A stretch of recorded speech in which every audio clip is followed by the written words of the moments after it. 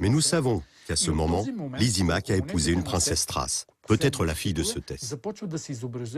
À partir de là, sur les monnaies de Cétès, apparaît une couronne d'épis que nous retrouvons aussi sur les monnaies de Lysimak. Ce sont les premières monnaies sans symbole guerrier, probablement suite à un accord de paix par lequel Lysimak a dû reconnaître la souveraineté de Cétès.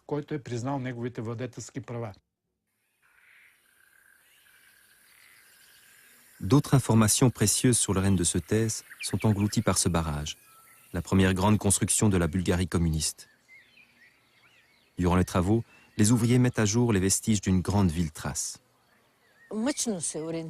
J'ai du mal à m'orienter maintenant, mais c'était là-bas, près de cette forêt. Nous avons cru que le barrage prendrait plus de temps pour se remplir. Nous avons travaillé jusqu'à la dernière minute pour récupérer le maximum d'objets. Et une nuit, il a plu des torrents d'eau. Lorsque je suis venue le matin, l'eau avait pénétré dans les fondations pour atteindre le niveau de la rivière Tunja. C'était très dur. Je me suis évanouie pour la première fois de ma vie.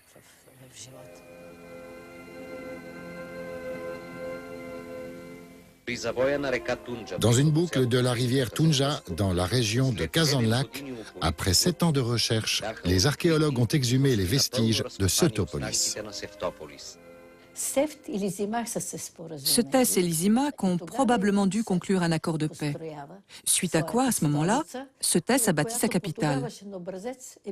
Elle a été construite très vite, comme c'était l'usage, sur ordre du roi lui-même, avec un décret royal. C'était la maison numéro 5, de style Pastaden.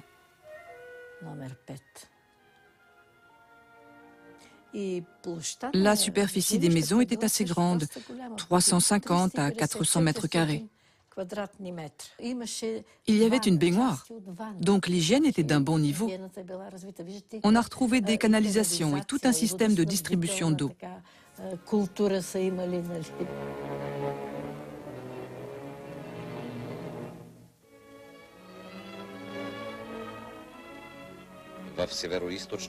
Dans la partie la plus haute de la ville, on a découvert les vestiges d'une forteresse intérieure séparée des quartiers résidentiels. Ici s'élevait un énorme palais à la fois temple et résidence royale, d'une superficie de 40 mètres sur 20 mètres. Dans une des salles du temple-palais, on a trouvé une stèle en pierre, avec une inscription en grec ancien. Cette inscription représente une découverte majeure. C'est un décret royal qui révèle le nom de Cétès comme fondateur de la cité. Elle a été retrouvée juste avant l'engloutissement du site. L'inscription dit qu'une des copies doit être déposée dans le temple des grands dieux de Samothrace. Le fait que ce temple se trouve dans le palais royal nous donne la conviction que les grands dieux de Samothrace étaient le culte dynastique, la religion de la famille royale. C'est un des plus grands cultes de l'époque. Il vient de l'île de Samothrace. Le culte des grands dieux de Samothrace était très vénéré. La stèle du temple indique que le grec était l'écriture officielle à Setopolis. Elle laisse à penser qu'à cette époque, les Thraces n'écrivaient plus leur langue. Mais une découverte récente sur l'île de Samothrace relance cette question. Les archéologues ont trouvé dans les fondations des temples plus de 220 inscriptions thraces. Samothrace, les auteurs anciens nous le disent, était une terre thrace. On sait qu'il y avait une tribu dont on nous donne même le nom, c'est les Saioi. Bon, alors les Grecs colonisent Samothrace et essaiment sur le continent en créant un certain nombre de colonies. Jusqu'ici, le témoignage le plus tardif concernant l'usage de Thrace, c'était le témoignage de Diodore de Sicile, qui nous disait que le thrace était encore une langue liturgique utilisée par les prêtres des Kabyres, etc. Mais les inscriptions ont cet avantage d'être des documents directement livrés par les producteurs. Nous sommes sûrs de notre affaire. On a trouvé 3 pierres. 2 de ces pierres sont écrites entièrement en thrace. La 3e est extrêmement intéressante parce que c'est une pierre bilingue. On a les 4 ou 5 dernières lignes d'un décret grec, d'un décret public. Et tout de suite en dessous, on a un long document thrace. Ça signifie qu'au IVe siècle encore, le thrace pouvait encore apparaître sur la place publique d'une cité réputée grecque.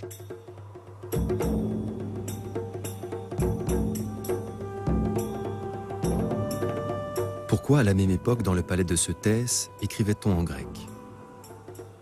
Sans doute un effet de la globalisation culturelle. Cétès est un souverain ambitieux. Il se veut moderne, à l'image des rois hellénistiques de l'époque. Il construit sa ville d'après les plans des cités grecques, avec de larges rues droites et une répartition par quartier.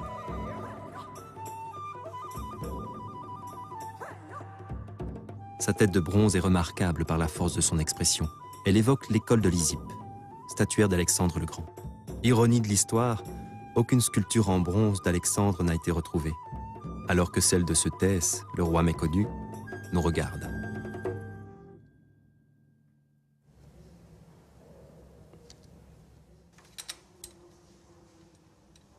La découverte de la tête a redonné de l'éclat à un vestige trouvé à Setopolis. Ce socle était placé devant le palais royal. D'après les indices, il a supporté une statue en bronze d'un personnage en pied. Les proportions correspondent à celles de la tête de Cétès. De plus, les fragments d'une inscription semblent confirmer son nom. Mais pourquoi a-t-on coupé la tête de la statue du fondateur de la cité? Acte de vengeance politique? L'analyse du tombeau rend cette hypothèse improbable.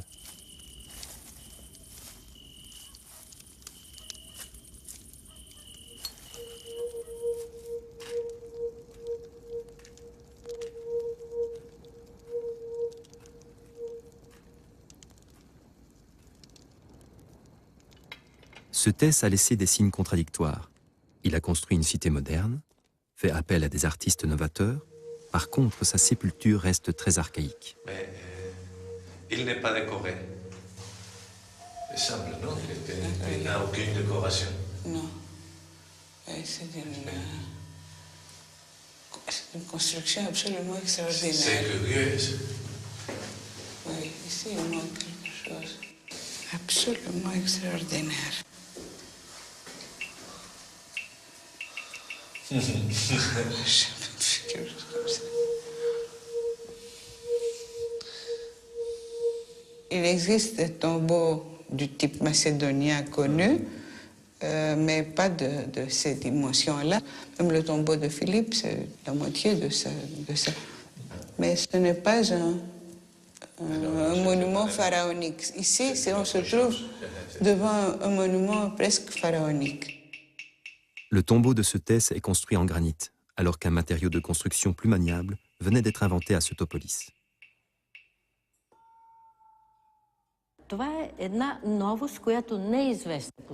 Voici une innovation qui n'est connue à cette époque ni dans le reste des Balkans, ni ailleurs dans le monde antique. Contrairement à la terre crue utilisée pour les maisons d'habitation, il fabrique ici, à Setopolis, la brique cuite. Ces briques sont utilisées exclusivement pour la construction des tombeaux. Leur particularité est que certaines briques sont arrondies. C'est le résultat de calculs complexes. La courbe du bord extérieur est plus longue que celle du bord intérieur. Et mises côte à côte, elles forment une voûte. Ces briques ont été inventées dans les ateliers de Cétès. Pourquoi a-t-il fait un autre choix?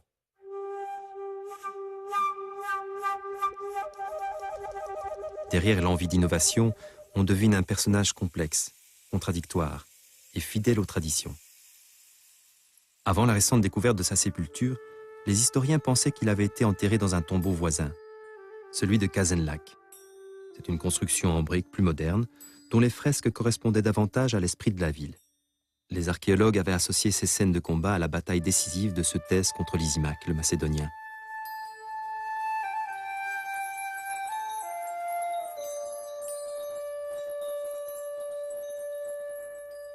Pour les Thraces, la mort est le moment le plus important de la vie.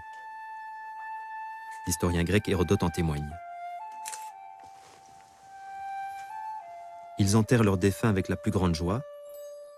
Ils énumèrent les malheurs auxquels il a échappé et le félicitent d'aller au pays du bonheur.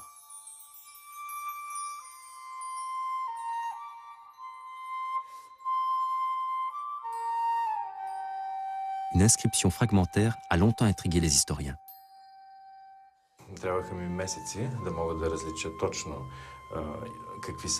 Il m'a fallu des mois pour déchiffrer les lettres.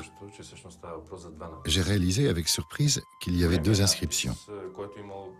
L'inscription principale est d'une plus grande importance politique. Elle signifie « Roïgos, fils de Cétès ». Il est évident que Roïgos avait gouverné un État puissant, avec des traditions solides.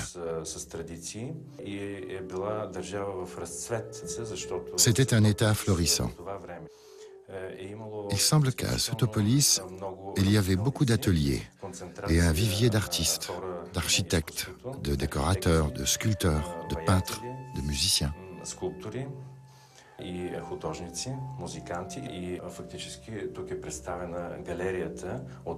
Nous voyons ici toute une galerie de personnages de la cour de Roïgos.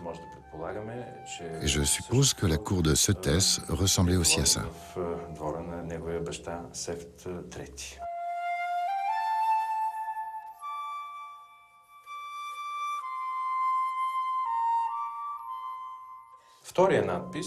La seconde inscription comporte des lettres 3 à 4 fois plus petites. Elle signifie « Kotzimasès a dessiné ». C'est le nom du peintre qui a réalisé ces fresques exceptionnelles. Le peintre était thrace, comme le prouve son nom. Et il a probablement étudié dans un des grands ateliers grecs de l'époque. Nous avons ici, dans ce tombeau, la première signature conservée d'un peintre de l'Europe antique.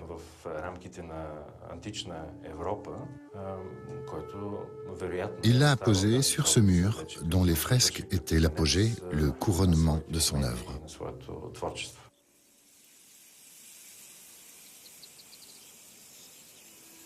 Les archéologues ont eu la chance exceptionnelle de trouver la même signature dans un autre tombeau, celui d'Alexandrovo.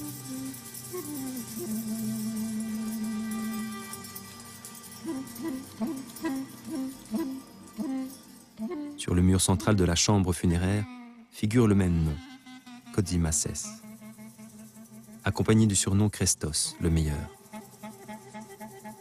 Plus extraordinaire encore, son autoportrait apparaît sous la signature. Il s'agit du seul autoportrait connu d'un peintre de l'Antiquité. Kotzimasès paraît très jeune. Il a dû réaliser ses fresques au début de sa carrière, probablement 20 à 30 ans avant le tombeau du fils de Cétès. Quel changement radical en une période si courte. La différence de style et de thématique est frappante. Ici, l'iconographie est beaucoup plus archaïque. La mort est représentée par des scènes de chasse et de sacrifice. Ces fresques choquent par leurs détails réalistes.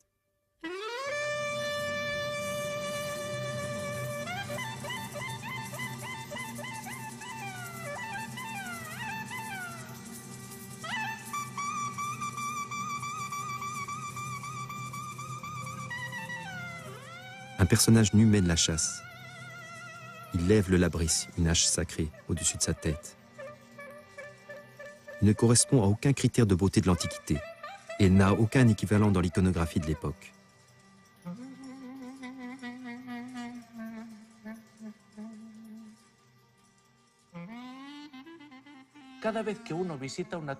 Chaque fois qu'on visite un tombeau, la première impression est la surprise. La surprise parce que dans chaque tombeau, on voit de nouvelles idées. Certains sont peints, d'autres non. Certains comportent un type de couloir, d'autres un type de couloir différent. Tout indique l'intention de répondre d'une façon concrète à la vie concrète du défunt. Tout cela me paraît fascinant, car cela veut dire